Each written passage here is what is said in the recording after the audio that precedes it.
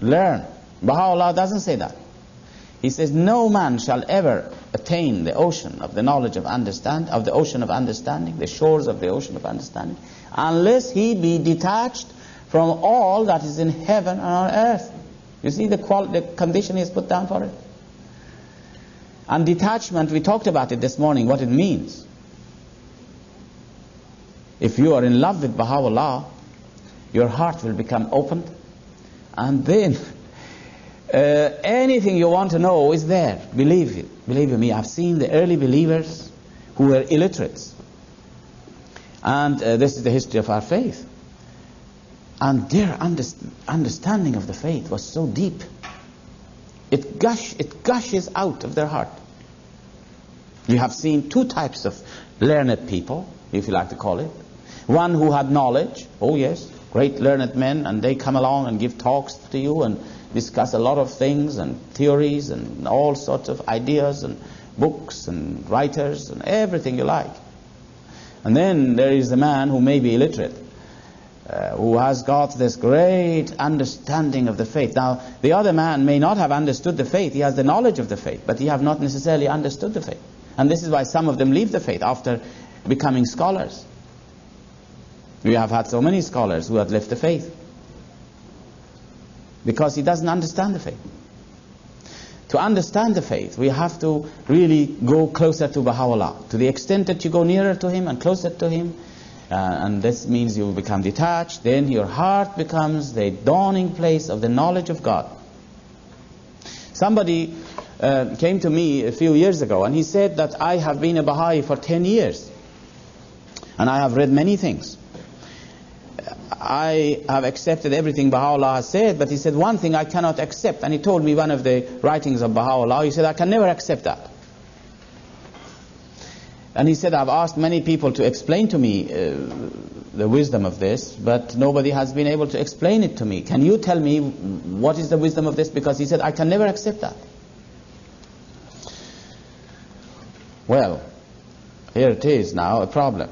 I said to him, have you ever thought you might be wrong? He said, no, really not. Now, you know, we have to be humble here. If you want to approach the cause, the revelation of God, you have to be humble.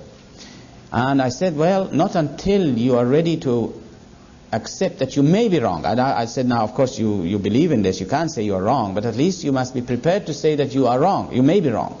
You cannot understand this. You will never understand this. This, you are a believer. You believe in Baha'u'llah. There is no question about it.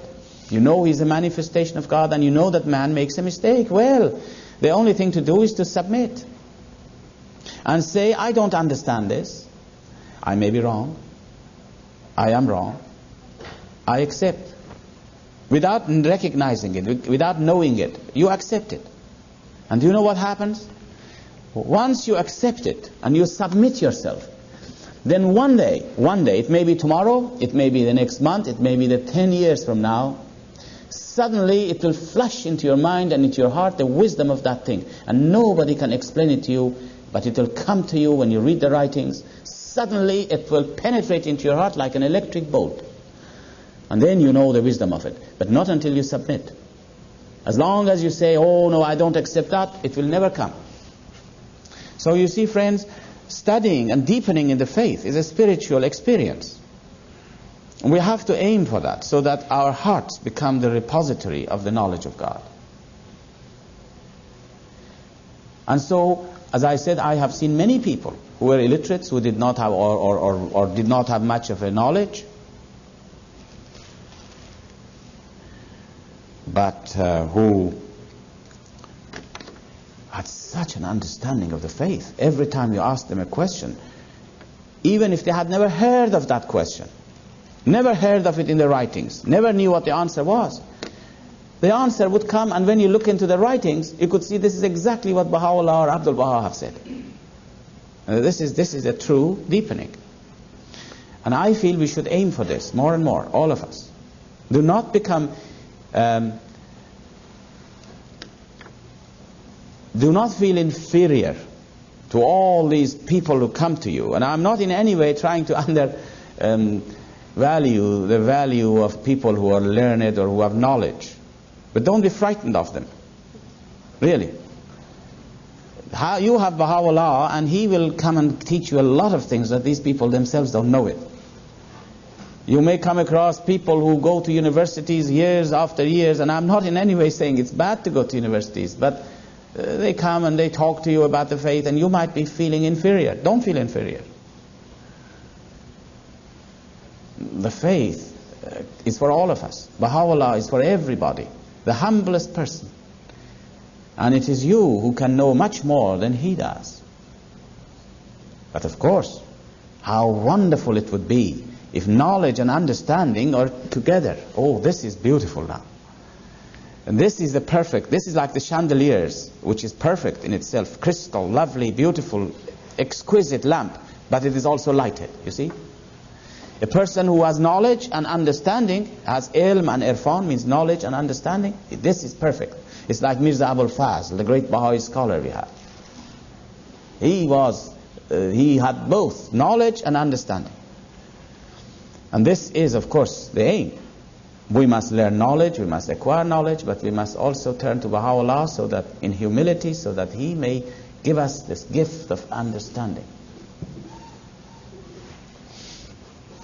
Well, now that we have talked about this, let me now enter into another subject. I hope I'm not making you tired, huh? Soon we will have a break, don't worry. Whenever the chairman walks down the steps, we know the time has come. I think that the other thing I wanted to bring up the subject is, you remember we said there are two major work we have to do. One is that of teaching the cause, which is the most important thing which we have been talking about up to now. The other thing is the building of the institutions of the faith.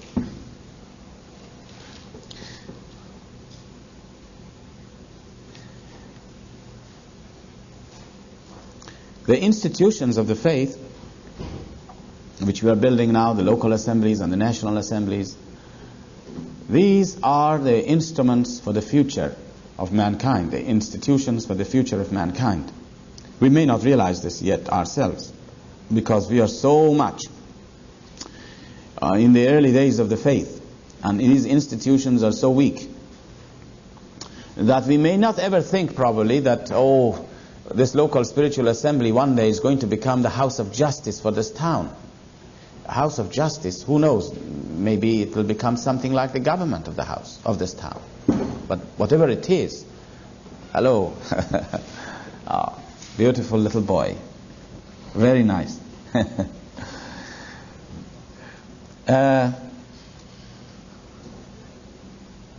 These local spiritual assemblies one day become houses of justice for mankind, for the people of this town.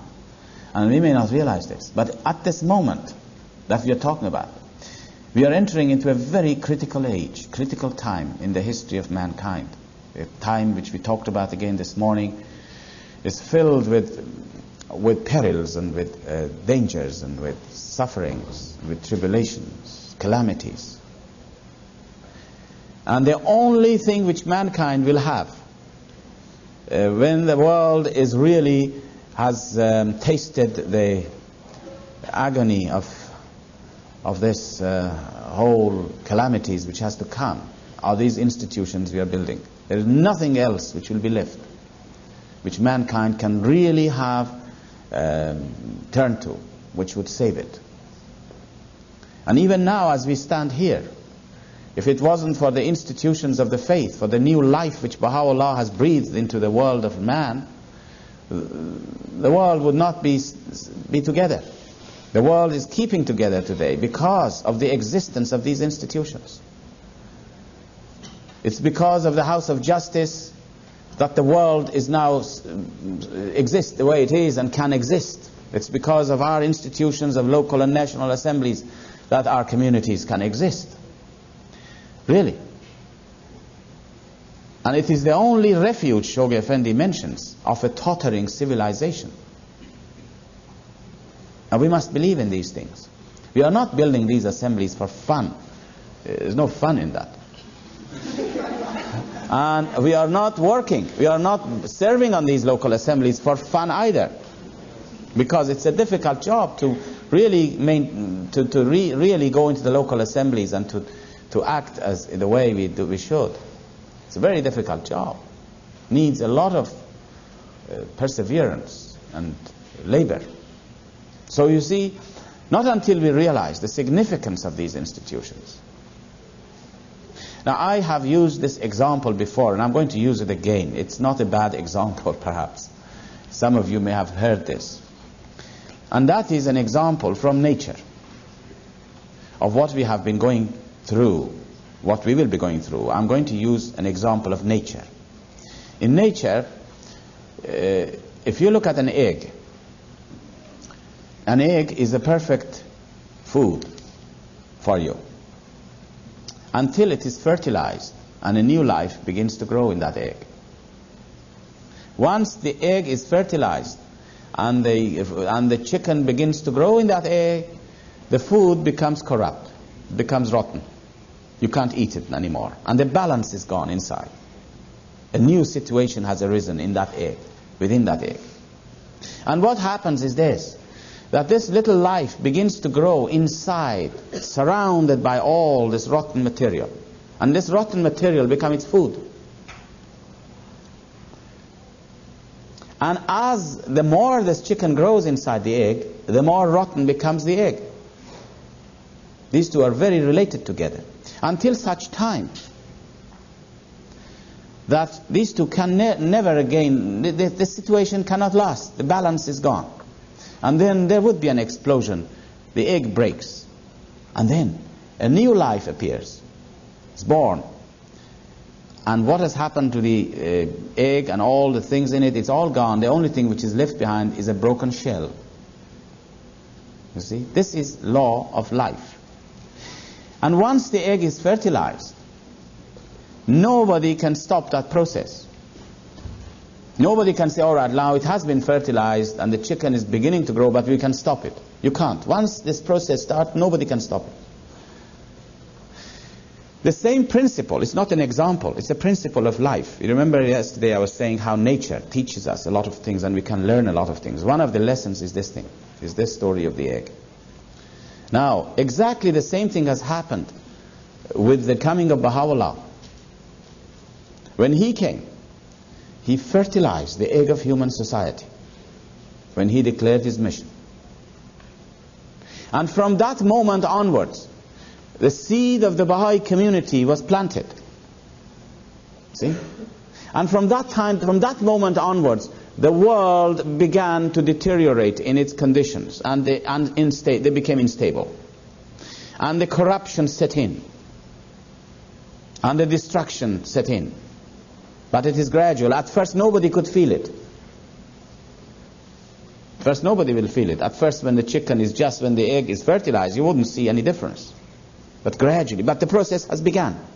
And as time goes on, as the faith grows, as the institutions of the faith grow, as the Baha'i community grows, along with it, the world conditions will deteriorate. And the Baha'i community, like this little chicken, is surrounded by this corrupt world. We are surrounded by it and we are immersing in it and we are swimming inside it. But there is a distinction between the two. And then this condition cannot last very long. Baha'u'llah says suddenly that will happen which will cause the limbs of mankind to quake.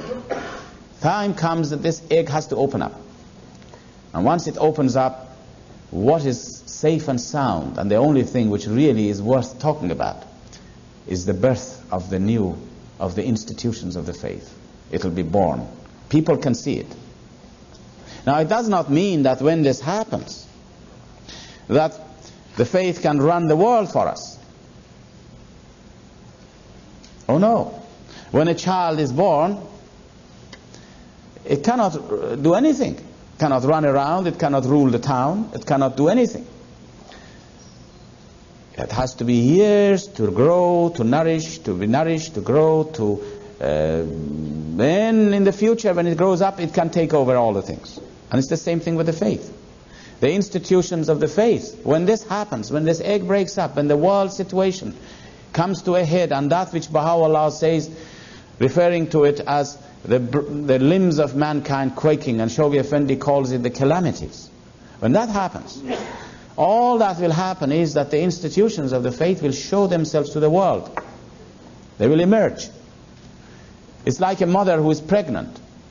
Nobody can see the child. You go outside into the world and talk to the people about the institutions of the faith, what we are building, local assemblies, they are the foundations of the future society. They think you're a little bit, well, they don't understand this.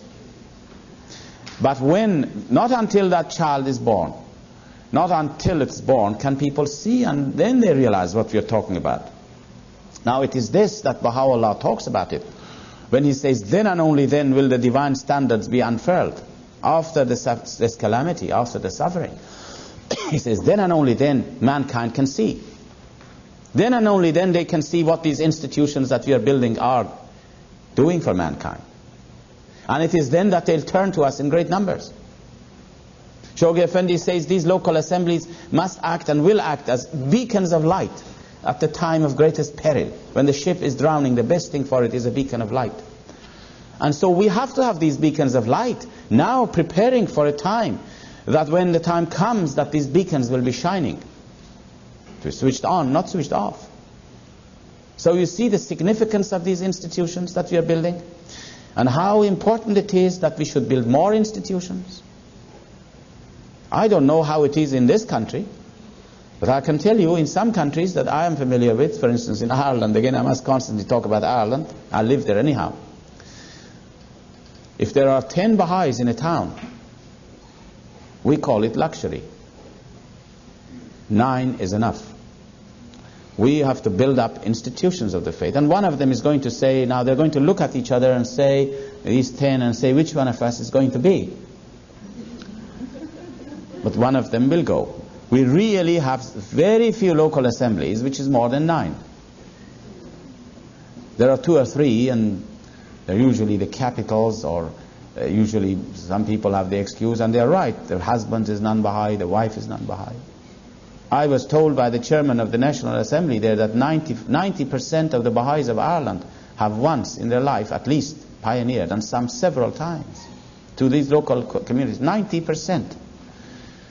Now I don't know how many people you are in here, but I think you could make quite a few assemblies.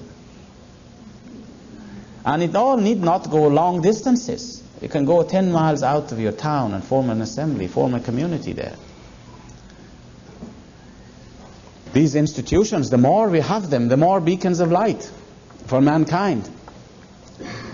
And this is why the House of Justice wants us to increase these institutions. And we will make more institutions.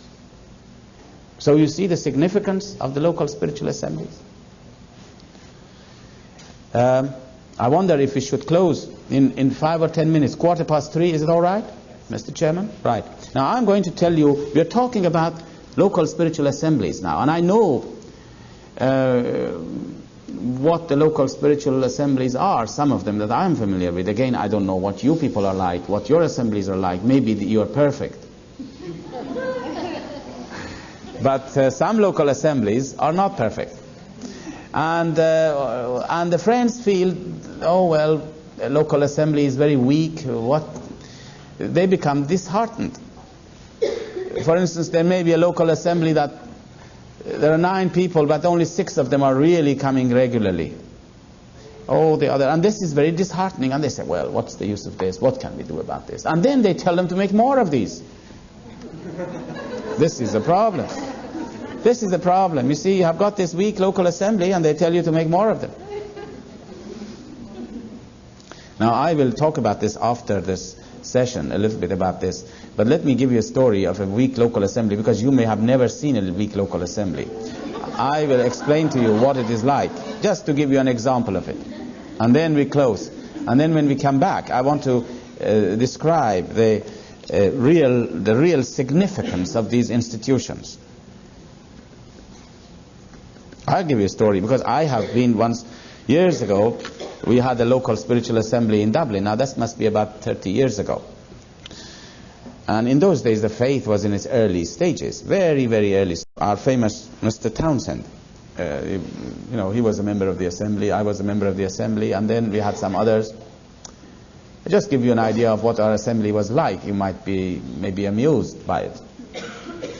Well, now, and I am saying these things very bravely, because all these people who were members of this assembly, they're all gone to the next world. They're not going to hear me. They're not going to hear me.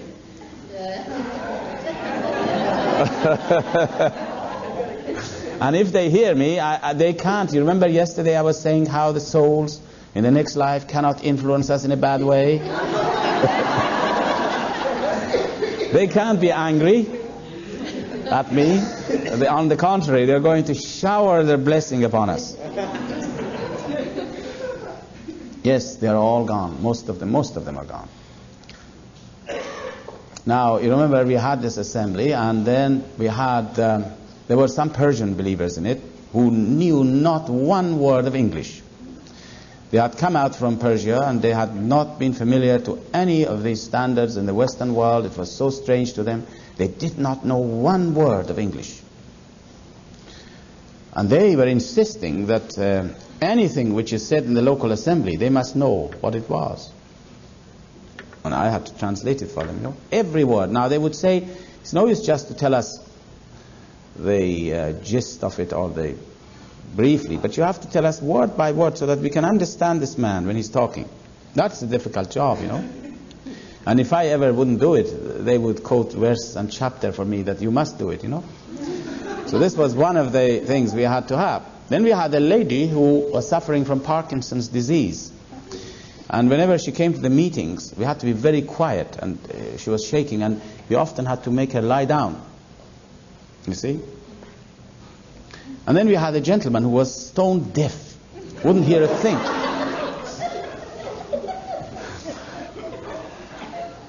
And I remember my job was to, first of all, when the discussions began, I had to translate it into English, into Persian for the friends. And then I had to always sit beside our beautiful, wonderful Mr. Jones, who was deaf, and shout into his ears what we have been saying, you see? Now imagine, this is an institution which is going to govern the whole of mankind in the future. Now how can we, if we lose the vision of it, then you will deteriorate into a very low condition. But you must always keep the vision that this is the source of God's kingdom on earth, you see. And Mr. Jones, I had to shout at him all the time. And the minute you shouted, Doris would say, "Oh, why do you shout so much?"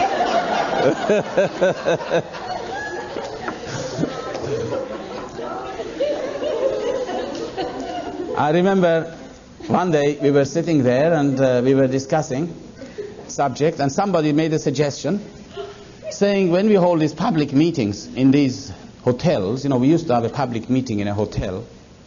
He said, well, let us give a cup of tea to everybody. It's nice. At the end of the meeting, we'll give them a cup of tea. So I translated this for our friends. They say to give a cup of tea. They said, fine, we agree with this. Then I turned to our friend. They say that in the hotel you should give them a cup of tea every time that the friends come. He said, I've had a cup of tea at home, not now. You see?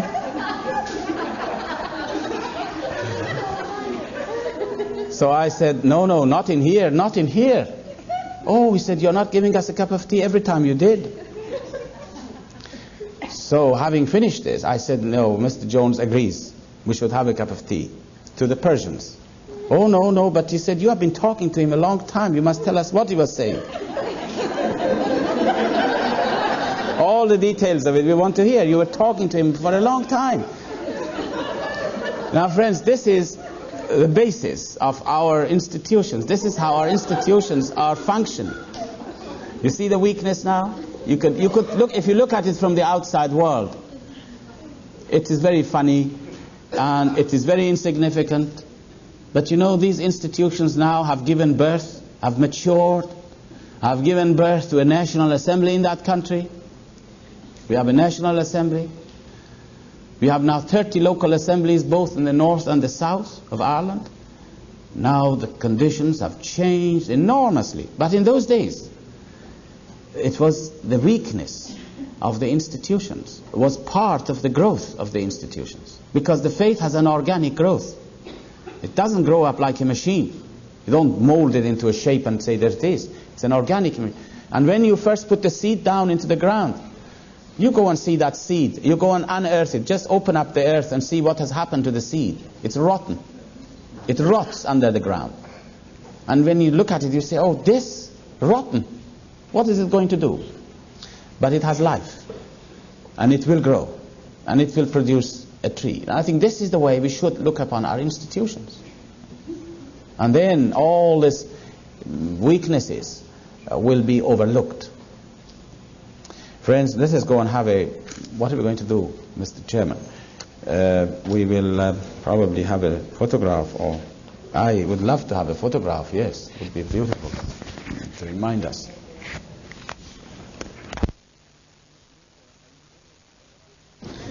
If you, are you really tired, do you think, you people? No?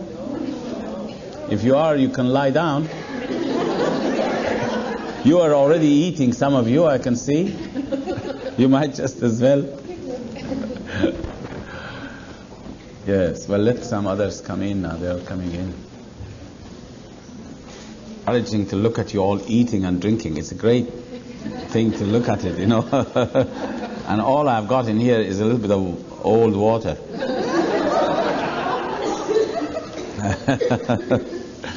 Well,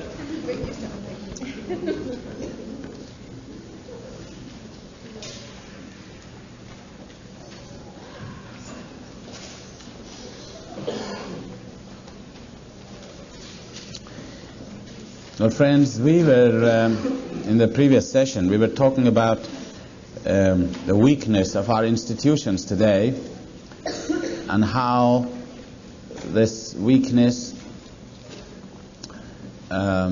often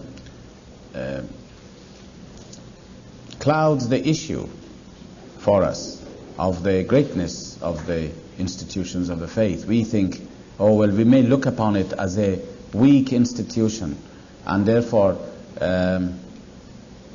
we will not be able to appreciate the power and the glory and the greatness with which these are invested.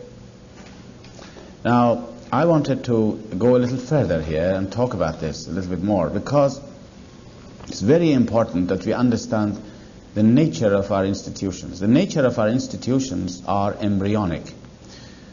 We are dealing with embryonic institutions of the faith. They are not the institutions which are now able to govern mankind. They are embryonic in the same way that the child in the womb of the mother has life, but it cannot do anything at this stage. It has a great future. These institutions of the local spiritual assemblies become houses of justice in the future. But now they can't become houses of justice. Now, in order to explain this point, I would like to draw your attention to the institutions of the outside world. The institutions which you will find mankind has built up for itself. There are many institutions, religious institutions, there are political institutions, social institutions, all over the world. But these institutions are all man-made, and there is no life in them. No life, really. You look at any of these old world institutions, there is no life. They work like machines. Machines have no life. If you look at a machine, it has no life. But for a machine to work, all parts of that machine must work in perfection. Isn't that right? If you're having a machine, you cannot have a machine which it will not work unless everything is perfect. This is a fact. We know this. One little thing goes wrong in that machine, the whole thing will stop. So the emphasis is on perfection, but there is no life in it. Now you compare that machine with a child of 3 years of age and see the difference. Our institutions are like that child. You compare the outside institutions, which are like machines, and they have to work in perfection. Every part has to work in perfection. Now you compare that with a child of 2 or 3 years of age. You will find the child has no perfection. You see the difference now? It has no perfection, but it has life. And it has the promise of the future. This is the difference. Our institutions are like this. They are in the state of infancy. They are not perfect. They make a lot of mistakes, both local and national institutions of the faith. But they have life in them, and they have the promise of the future. You know, when you have a child which is very young and he comes into the room, we have none of them in here, by the way. We have got some beautiful children sitting who are much grown up, but I mean smaller than these children. If they come into the room, they are going to disturb a lot of things. They could disturb a lot of things. A small child could pull things up and break up things and draw lines on the walls for you and all kinds of things they do. But the parents are not worried about this. Why is it that the parents are not worried about all the imperfections of their child and all the wrong things he does? Because they know in the future he's not going to do it. That's all. They know when he grows up he's not going to do it. That's not why they're not worried about it. This is exactly the way we are. This is exactly the way the House of Justice is dealing with the local and the national spiritual assemblies of today, and the same way the Guardian did before them. They are not worried about all the mistakes we make at all. And you know, we make a lot of mistakes in our institutions because they are not infallible. I was talking to somebody in the House of Justice, a member of the House of Justice, and he was telling me, he said, nearly we come across maybe with 20 or 30 mistakes that the National Assembly has done, some very serious mistakes, but we don't bring it to their notice. We let them grow out of it. They have to grow out of it. Maybe if there is one of them out of this 20 or 30, which is fundamental point, we will bring up to their notice. You will be surprised to hear how many mistakes and wrong things and wrong attitudes that we have in our institutions, which are overlooked completely. They are not brought us to our attention. In the same way that a father or a mother would not and cannot, in fact, expect his child to act like a mature person. Can you do that? Can you ever do your child to behave like a grown-up person? If you do it, you're going to destroy him. But you must let him make all the mistakes and pull all the things together and push all the things down and break things up. And he grows and grows out of it himself. If everything that he does which is wrong, really it's by our standards, by the adult standards, everything that he does really in the house is wrong. Now if we try to correct him, punish him right, left and center, the minute he does a move, you just change it, he's going to become a nervous wreck. He will not grow. Whereas you have to let it do all these things and it will grow out of it. But if he does something fundamentally wrong, oh yes, if he's going to burn his finger, you just pull him back.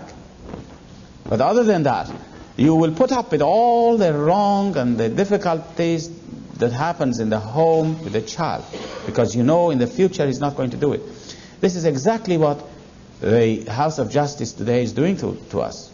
They know we make all the mistakes and all the weaknesses we have. Oh, so many things. And yet, they don't draw to our attention.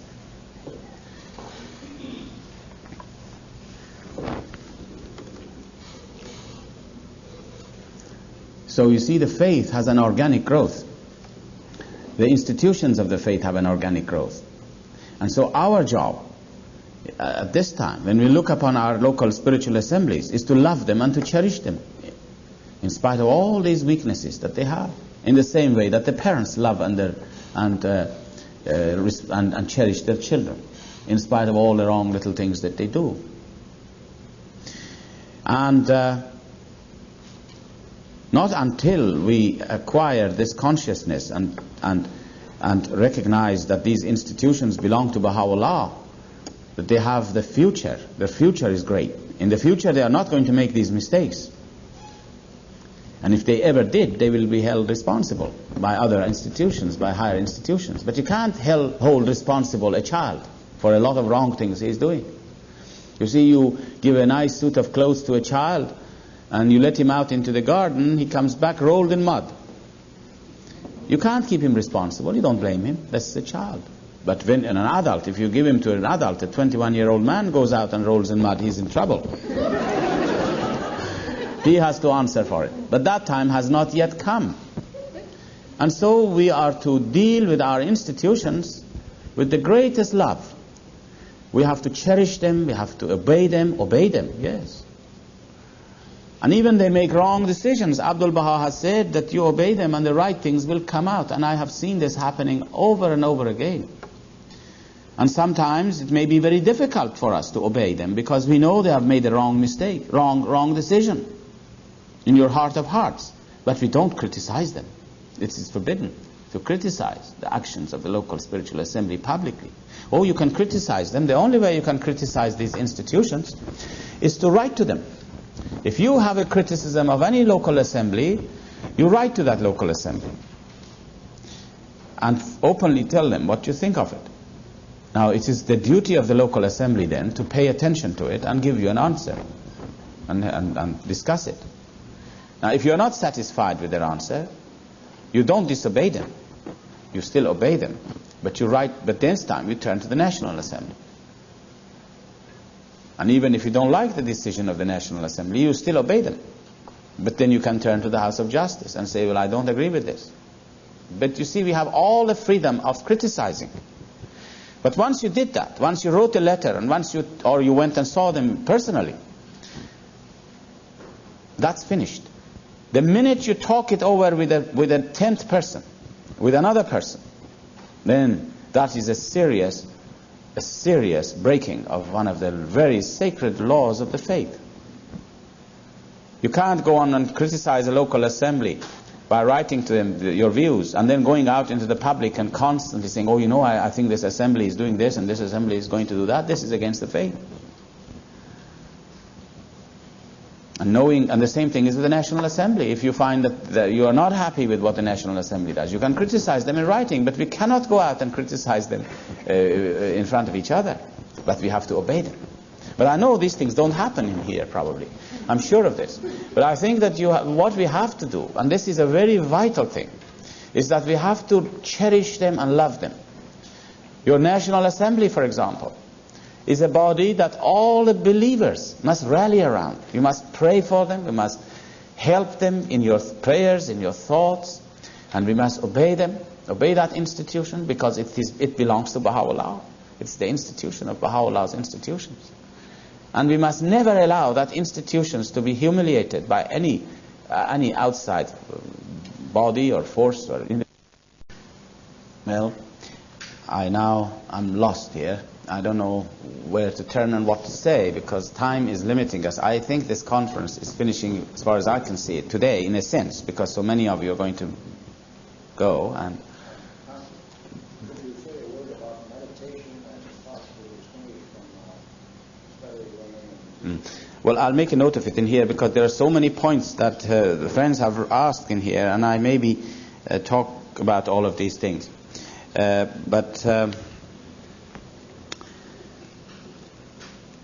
I feel that the best thing for me would be, maybe now, to turn to your questions and see whether we can at least end up this. And if those of you who come tomorrow, we could all together begin with a different subject. So let us perhaps see what we have here now and try to deal with some of the questions. Is that acceptable to you? Now, what I have said so far about teaching and this afternoon, if you have any questions that you even want to ask now, I can make a note of them in here and then we'll see how we can fit them in. Anybody else has any questions? Yes?